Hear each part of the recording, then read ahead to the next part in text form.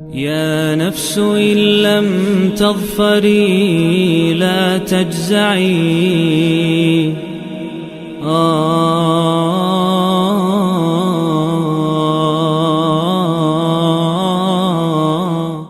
اعوذ باللہ من الشیطان الرجیم بسم اللہ الرحمن الرحیم سورہ البقرہ جز نمبر 2 اور رکوع 7واں۔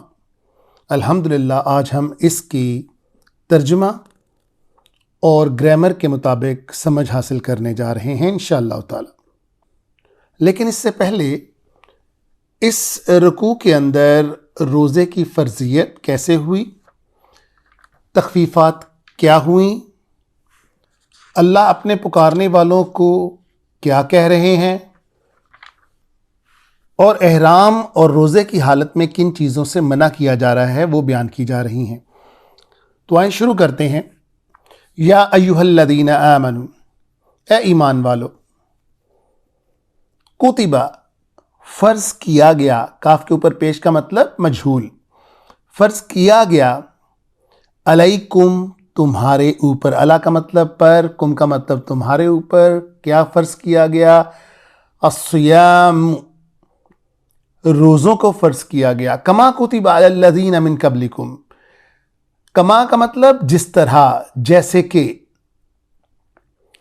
فرض کیے گئے، علی الذین ان لوگوں کے اوپر، من قبلکم، من کا مطلب سے، قبل کا مطلب پہلے، کم تم سے پہلے لوگوں کے اوپر جس طرح فرض کیے گئے، لعلکم تتقون، تاکہ تم پرہیزگار بن جاؤ، بچنے والے بن جاؤ۔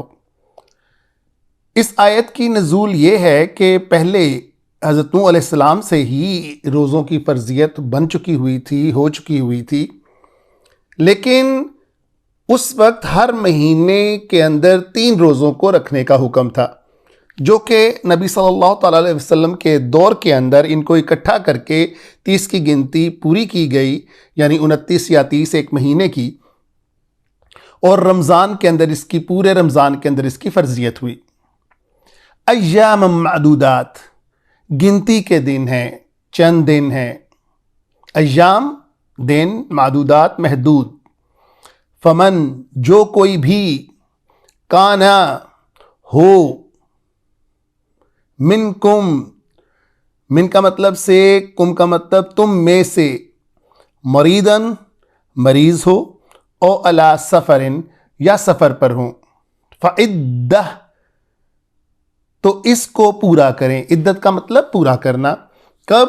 من ایامن، کب پورا کرے؟ ان دنوں کے اندر، اخر ادرس کو کہتے ہیں، یعنی دوسرے دنوں کے اندر اس کو پورا کرے۔ وعلی الذین، اور ان لوگوں کے اوپر، یطیقونہ، جن میں طاقت ہے، یعنی جن کو اللہ تعالیٰ نے تھوڑی آسائش دی ہوئی ہے، فدیاتن، وہ اس کا فدیہ دے لیں، طعام مسکین، اور کسی مسکین کو کھانا کھلا دیں۔ فمن تطوع، اور جو کوئی بھی، تطوع کا مطلب سبقت، کس کے اندر سبقت؟ خیرن، نیکی کے اندر، جو کوئی بھی سبقت اختیار کرے، فہو خیر لہ، وہ اس کے لیے خیر ہے، بہتر ہے، لہو اس کے لیے۔ وَأَن تَصُومُوا، اور اگر تم روزہ رکھو، تم روزہ رکھو، خیر لکم، بہتر ہے یہ تمہارے لیے، ان کنتم، ان کا مطلب اگر، کن کا مطلب ہونا، تم کا مطلب تم، اگر تم جانتے ہوتے، تعلمون جاننا، تم جانتے ہوتے، واو اور نون جمع بناتا ہے۔ دوستو یہ اسلام کے ابتدائی دنوں کے احکام ہیں، یہ حکم جو تھا وہ اسلام کے ابتدائی دنوں کے اندر تھا، کیونکہ ابھی درجہ بدرجہ اسلام کا نفاذ ہو رہا تھا۔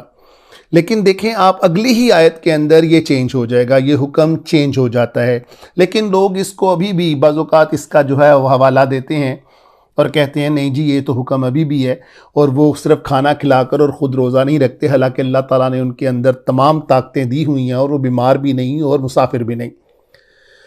لیکن اگلی ہی آیت میں اس کی نفی ہو جاتی ہے۔ آپ دیکھیے، شہر رمضان الذی، شہر ماہ، مہینہ، رمضان کا مہینہ، الذی جس میں، یہ اشارے کے لیے استعمال ہوتا ہے، انزلہ جس میں اتارا گیا، فیہ اس میں، کیا اتارا گیا؟ القرآن۔ کیا ہے وہ؟ ہدن، وہ ہدایت ہے۔ کس کے لیے؟ ہدن للناس، لوگوں کے لیے ہدایت ہے، وبینات، اور واضح ہے، روشن ہے، من الہدا جس کے اندر ہدایت ہے، وبینات اور بینات ہیں، واضح نشانیاں ہیں، من الہدا ہدایت کی، والفرقان اور یہ حق کو باطل میں تمیز کرنے والا ہے، اور اس کو نازل کیا گیا کب؟ شہر رمضان کے اندر۔ ومن جو کوئی بھی، شاہدہ اس کو پائے، منکم تم میں سے، منکم الشہر تم میں سے جو کوئی بھی اس کو پائے، فَلْيَصُمْهُ آرڈر ہے۔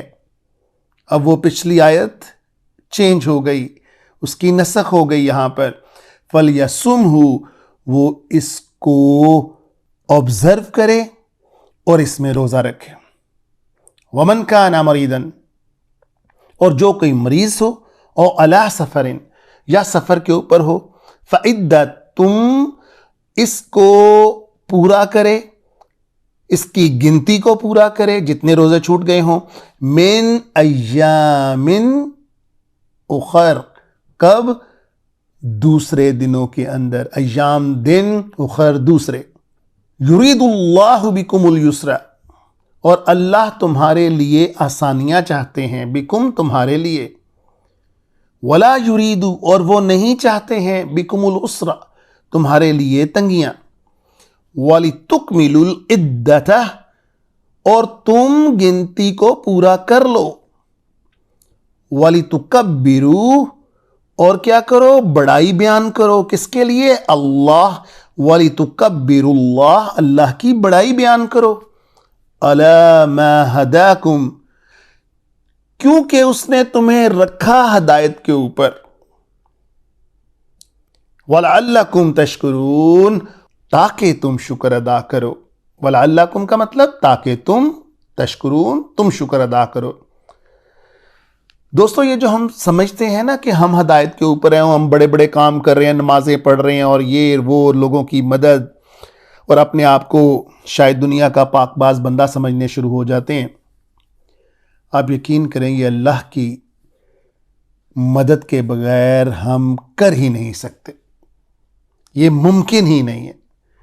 ایک چھوٹی سی روایت میں آپ کو بتاتا ہوں کہ ایک شخص کو اللہ تعالیٰ کے روبرو پیش کیا گیا جو اپنی عبادات کے اوپر بڑا نازاں تھا، اور جب اللہ کے سامنے پیش کیا گیا تو کہا گیا فرشتوں سے اس کو پوچھو کہ کیا یہ جنت میں میری رحمت، میری مغفرت کی وجہ سے جانا چاہتا ہے یا کہ اپنے اعمال کی وجہ سے؟ تو اس نے کہا یا اللہ میں نے 500 سال تیری عبادت کی ہے، ابھی بھی میں رحمت کے بلبوتے کے اوپر ہی جاؤں گا۔ تو اللہ نے کہا اس فرشتے سے کہ ذرا اس کو جہنم کا چکر لگواؤ۔ جب جہنم کا چکر لگوایا گیا، ابھی دور ہی تھے تو بہت زیادہ پیاس لگی، تو پانی مانگا تو اس نے کہا پانی تو ایسے نہیں ملتا، 250 سال کی عبادت دینی پڑے گی تو 1 گلاس پانی کا ملے گا۔ تو اس نے 1 گلاس پانی کا پیا، ابھی تھوڑا سا اور دور ہی چلا تھا، پھر اسی طرح کی پیاس لگی، پھر پانی مانگا، پھر وہی شرط رکھی گئی، بہرحال پانی پی لیا اور ساری عبادات ختم۔ اس میں حکمت دوستو یہ ہے کہ اللہ تعالیٰ اس کو یہ سمجھانا چاہ رہے تھے، یا ہمیں اس کے ذریعے یہ سمجھانا چاہ رہے ہیں کہ اگر میں دنیا میں تمہارے لیے تمہاری عبادات کے وہ ذرائع ہی نہ بناؤں جس کے اندر ہم ہیں، یعنی کوئی ہمیں بیماری ایسی لگ جائے، ہمارا دماغ کام کرنا بند کر جائے، یا ہم ایسی معاشی صورتحال کے اندر پڑ جائیں کہ ہمیں وہ وقت ہی نہ ملے، اسی طرح سے ہم کر ہی نہ پائیں جس طرح آسانیاں اللہ تعالیٰ نے ہمیں دی ہیں، تو ہم کس طرح سے یہ ممکن ہوگا کہ وہ ساری عبادات کر سکیں؟ تو دوستو یہ سمجھانے کی کوشش ہے کہ ہم جتنی بھی عبادات کرتے ہیں وہ اللہ تعالیٰ کی مہربانی سے کرتے ہیں، اس لیے اللہ فرماتے ہیں کہ میں تمہارے لیے آسانیاں چاہتا ہوں، تمہارے لیے تنگیاں نہیں چاہتا، اور میری بڑائی بیان کیا کرو۔ اور اگلی بہت خوبصورت آیت، یہ آیت تو ایسے ہے جیسے کہ اللہ تعالیٰ اتنا تسلی دیتے ہیں اپنے ماننے والوں کو کہ دل خوشی سے بھر جاتا ہے۔ ذرا دیکھیے، وَإِذَا سَأَلَكَ، سَأَلَ کا مطلب ہوتا ہے پوچھنا، سوال کرنا، کا آپ سے، اور جب وہ سوال کرتے ہیں آپ سے، عبادی کون؟ میرے بندے، انی کس کے بارے میں؟ میرے بارے میں، چھوٹیے میرے بارے میں، فَإِنِّي بے شک میں قریب، بہت قریب ہوں، اجیب میں رسپونڈ کرتا ہوں، میں سنتا ہوں، میں قبول کرتا ہوں، دعوہ کیا قبول کرتا ہوں؟ پکار، کس کی؟ دعوت الداعی پکارنے والے کی،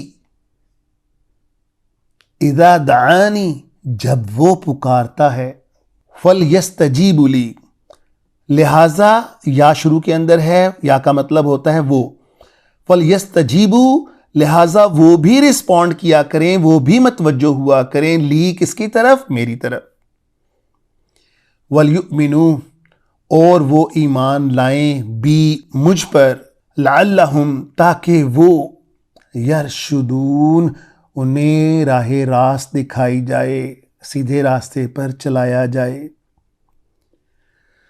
دوستو اس کا شان نزول اس طرح سے ہوا کہ ایک عرابی، آپ کو تو پتہ ہے کہ عرابی جب مسلمان ہوتے تھے اور وہ رکھ رکھاؤ نہیں ہوتا تھا ان کے اندر زیادہ، جو دل چاہتا تھا سوال پوچھ لیتے تھے، حالانکہ صحابہ کے اندر ہمت نہیں ہوتی تھی، اور وہ دعا کرتے رہتے تھے کہ کوئی عرابی آئے اور سوال پوچھے۔ تو ایک عرابی آیا، اس نے سوال کیا، یا رسول اللہ کیا ہمارا رب قریب ہے؟ اگر قریب ہے تو ہم اس سے سرگوشی کیا کریں، اگر دور ہے تو ہم اونچی اونچی آواز سے اسے پکارا کریں۔ نبی صلی اللہ تعالی علیہ وسلم خاموش رہے۔ اس پر یہ آیت اتری۔ ابن حاتم کی ایک اور روایت ہے کہ صحابہ کے اس سوال کے اوپر کہ ہمارے رب کہاں ہیں، یہ آیت اتری۔ لہٰذا دوستو یہ بہت ایک خوبصورت آیت ہے کہ اللہ تعالیٰ تسلی دے رہے ہیں کہ تم میں سے جو کوئی بھی مجھے پکارتا ہے وہ جان لے کہ اس کا پکارنا ضائع نہیں جاتا، اس کی ہر عبادت، ہر ایک بات کے اوپر میری نظر ہے، وہ یہ مت سمجھے کہ اس کی کوئی بھی عبادت جو میرے لیے کرے گا وہ ضائع ہو جائے گی۔ احل لکم تو حلال کر دیا، لکم تمہارے لیے، لیلا رات کو، کیا رات کو؟ الصیامی روزوں کی رات کو، کیا کرنے کے لیے حلال کر دیا؟ رفث کہ تم اپروچ کرو، اپروچ کا مطلب ملو، یعنی جمع کرو، کس کے ساتھ؟ الی نسائکم اپنی عورتوں کے ساتھ، ہن لباس لکم وہ لباس ہیں تمہاری، وانتم لباس لہن اور تم لباس ہو ان کے۔ دوستو جیسے ہم مذکر جمع کا صیغہ ہے، ہن مؤنث جمع کا صیغہ ہے، یہ عورتوں کے لیے، زیادہ عورتوں کے لیے ہم استعمال کرتے ہیں۔ علم اللہ انکم اور اللہ نے جان لیا، انکم بے شک کہ تم ہوئے، کیا ہوئے؟ تختانون تم خیانت کرنے والوں میں سے ہوئے۔ اللہ معافی، یہ صحابہ جو صلی اللہ علیہ وسلم کے نجوم کی طرح تھے، یہ کوئی ویسی خیانت نہیں کرتے تھے، مثلا ان سے کوئی خطا ہو گئی۔ ہوا کیا دوستو، کیوں اس کی اجازت ملی؟ پہلے اوائل کے دنوں کے اندر رمضان میں روزہ افطار کرنے کے بعد عشاء کی اذان تک مومنین کے پاس اتنا وقت ہوتا تھا کہ وہ کھا پی لیں یا اپنی بیویوں سے جمع کر لیں، لیکن جو ہی یہ وقت گزر جاتا تھا، چاہے اس دور کے اندر کوئی سو جائے، اگر وہ کھا پی نہیں سکا، سارے دن کے تھکا ہارے وہ لوگ ہوتے تھے، محنت مزدوریاں کرنے والے لوگ ہوتے تھے، اگر وہ سو گئے تو وہ پھر ان کے لیے وہ ممنوع ہو جاتا تھا، لیکن اگلے دن پھر روزہ رکھنا، پھر مزدوری کرنا، اور بعض صحابہ کی حالت غیر ہوئی اور بعض صحابہ نے اٹھ کر اپنی بیویوں سے جمع کیا، جن میں حضرت عمر بن خطاب بھی تھے۔ لہٰذا جب یہ شکایتیں جمع ہونی شروع ہو گئیں اللہ کے نبی کے پاس، تو پھر اس آیت کا نزول ہوا۔ اس لیے تختہ نون یہاں پر استعمال کیا گیا کہ تم سے جو خیانتیں ہوئیں، یعنی تمہیں آرڈر دیے گئے مگر تم ان سے انحراف کر گئے، انفسکم تمہاری نفس کے لیے، فتاب علیکم لہٰذا توبہ قبول فرماتا ہے کون؟ تمہارے لیے، وعفا اور درگزر کرتا ہے انکم تمہارے لیے اللہ۔ فالآن، اب، الآن کا مطلب عربی کے اندر ہوتا ہے اب، باشروہن، اب تم ان سے مباشرت کرو، وابتغوا اور تلاش کرو، ما کتب اللہ لکم، اللہ نے جو تمہارے لیے لکھ دیا ہے، مراد اپنی اپنی اولاد تلاش کرو۔ وَكُلُوا وَاشْرَبُوا، کھاؤ اور پیو، حَتَّى يَتَبَيَّنَ، جب تک کہ بین نہ ہو جائے، ظاہر نہ ہو جائے، لَكُمُ الْخَيْطُ، کون سا خیط؟ الْأَبْيَض، سفید۔ عربی میں خیاط جو ہے وہ درزی کو کہتے ہیں اور خیط دھاگے کو کہتے ہیں، ابیض سفید کو کہتے ہیں۔ جب تک کہ سفید دھاگا ظاہر نہ ہو جائے، من الخیط الاسود، کالے دھاگے سے۔ یہاں تک جو آیت تھی یہ پہلے اس کا نزول تھا دوستو۔ تو کیا کرتے تھے کچھ صحابہ؟ اپنے پاؤں کے ساتھ 2 دھاگے باندھ دیتے تھے صبح کو اٹھ کے، کیونکہ لائٹ تو اس وقت ہوتی نہیں تھی، اندھیرے ہی ہوتے تھے، یا انہوں نے کوئی دیا جلایا ہوتا تھا تو رات کو وہ دیا بھی بند کر دیتے تھے، تو اٹھ کے دیکھتے رہتے تھے اپنے پاؤں کی طرف کہ واضح ہو گئے وہ دھاگے کہ نہیں ہو گئے۔ اور حضرت عدی بن حاتم رضی اللہ تعالیٰ عنہ فرماتے ہیں کہ میں نے بھی 2 دھاگے لیے ہوئے تھے اور ان کو تکیے کے نیچے رکھا ہوا تھا، اور بار بار ان کو نکال کے دیکھ لیتا تھا اور کھاتا پیتا رہتا تھا۔ جب صبح نبی صلی اللہ علیہ وسلم کو پتہ چلا تو آپ مسکرائے اور مسکرا کر کہنے لگے، عدی تمہارے دھاگے تو بہت لمبے ہو گئے، تیرا تکیہ تو اتنا لمبا چوڑا ہو گیا کہ اس نے دن اور رات کی سفیدی اور سیاہی کو اپنے اندر لپیٹ لیا۔ تو بعد میں یہ لفظ نکلا، بعد میں یہ لفظ اترا اس آیت کے اندر، ایڈ اپ ہوا من الفجر، فجر تک، کہ فجر کی، اب جب دیکھیں صبح کا جب روشنی، صبح کی جب روشنی نکل رہی ہوتی تو پہلے ایک دھاگا نما ہوتا ہے، یہ اس دھاگے کی ذکر ہو رہی ہوتا ہے، کالے دھاگے میں سے سفید دھاگے کا ظہور پذیر ہونا۔ ثم، تب، اتمو، پورا کرو، کس کو؟ الصیام، روزے کو، کب؟ الی اللیل، رات تک، ولا تباشروہن، اب مباشرت نہیں کرنی ان کے ساتھ، وانتم عاکفون، کب؟ جب تم اعتکاف کے اندر بیٹھے ہو۔ دوستو پہلے زمانے کے اندر مسجدوں کے اندر اتنی سہولیات نہیں ہوتی تھی، تو نبی صلی اللہ علیہ وسلم بھی بعض ضروری حوائج کے لیے مسجد سے نکل کر گھر چلے جاتے تھے، اور اسی طرح صحابہ بھی چلے جاتے تھے، لیکن ان کے لیے ان ضروری کاموں کے علاوہ کوئی کام بھی جائز نہیں تھا، انہیں واپس مسجد میں آنا ہوتا تھا، اعتکاف کرنا ہوتا تھا مکمل۔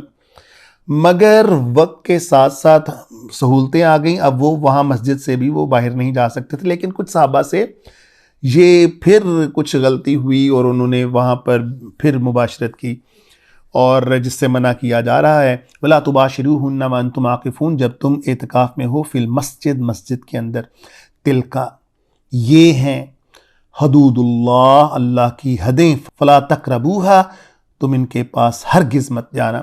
کذالک، بالکل اسی طرح سے، یبین اللہ، واضح کرتا ہے اللہ، کیا؟ آیاتہ، اپنی آیتیں، للناس، لوگوں کے لیے، لعلہم، تاکہ وہ یتقون، متقی ہوں۔ ولا تاکلوا اموالکم، ایک اور حکم کہ مال مت کھاؤ تم، تاکلو، تم مت کھاؤ، لا نفی کے لیے ہے، اموالکم، اپنے مال، بینکم، یعنی ایک دوسرے کے مال مت کھاؤ، بالباطل، غلط طریقے سے۔ وَتُدْلُو، دلو کا مطلب یہ ہماری اردو کے اندر بھی، خالص اردو کے اندر بھی یہ لفظ موجود ہے، دلو کا مطلب ہوتا ہے بلاغت کر جانا، حد سے زیادہ بڑھ کر کوئی بات چیت کر جانا۔ وَتُدْلُو، اور پھر پارٹیاں جب پہنچتی ہیں، بہا کا مطلب اس معاملے کے بارے میں کہاں پر پہنچتی ہیں؟ الی الحکام، حاکموں کے پاس پہنچتی ہیں، تو ایک سے بڑھ کر دوسرا جو ہے وہ دلیلیں دیتا ہے لِتَأْكُلُوا فَرِيقًا مِّنْ أَمْوَالِ النَّاسِ کہ وہ کھا سکے کسی دوسرے فریق کا حق من اموالی اس مال میں سے، کن کے مال میں سے؟ الناسی لوگوں کے مال میں سے، بالاثم گناہ کے ساتھ، وانتم تعلمون اور تم جانتے بھی ہو۔ صدق اللہ العظیم۔ يا نفس إن لم تظفري لا تجزعي